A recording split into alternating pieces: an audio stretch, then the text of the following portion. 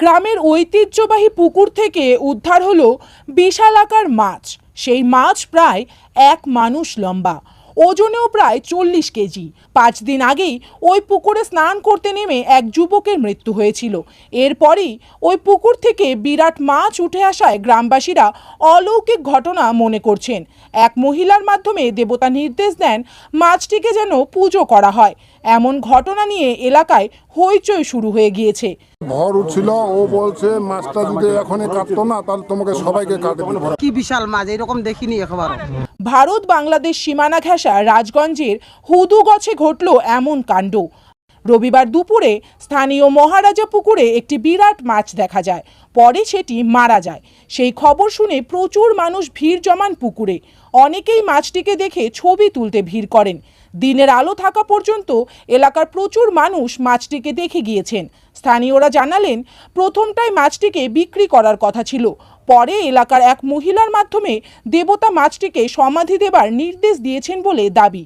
এই ঘটনাকে অনেকেই ভর ওঠা বলে থাকেন। জানা গেল, সন্ধ্যায় মাছটিকে পুজো দিয়ে মাটিতে জায়গা দেওয়া হয়েছে। যদিও এই ঘটনায় বিজ্ঞান বলছে তীব্র গরমে পুকুর থেকে প্রাপ্তবয়স্ক মাছ মরে ভেসে ওঠে। এর পেছনে কোনো অলৌকিক ঘটনা নেই। তবে গ্রাম্য এলাকায় এমন ঘটনাকে কেন্দ্র করে সাময়িক চাঞ্চল্যের সৃষ্টি হয়েছে। প্রসঙ্গত, এর আগেও ওই পুকুর থেকে বিরাট আকারের মাছ পাওয়া গিয়েছিল।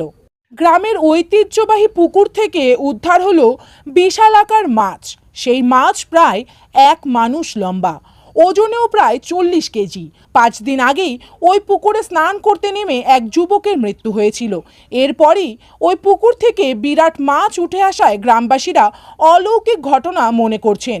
এক মহিলার মাধ্যমে দেবতা নির্দেশ দেন মাছটিকে যেন পুজো করা হয়। এমন ঘটনা নিয়ে এলাকায় হইচই শুরু হয়ে গিয়েছে। ভর উঠছিল, ও বলছে মাছটা যদি এখনই কাটতো না তাহলে তোমাকে সবাইকে কাটবে। কি বিশাল মাছ, এরকম দেখিনি একবার। ভারত বাংলাদেশ সীমানা ঘেঁষা রাজগঞ্জের হুদুগছে ঘটল এমন কাণ্ড।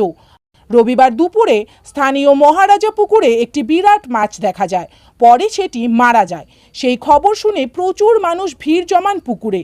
অনেকেই মাছটিকে দেখে ছবি তুলতে ভিড় করেন।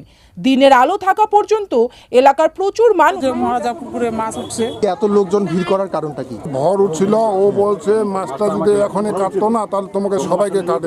বাড়ি নিয়ে যে মহিলাটা বললো ওদের বস্তিতে গেছিল, এই কারণে মাছটাকে এখন আনে চলে।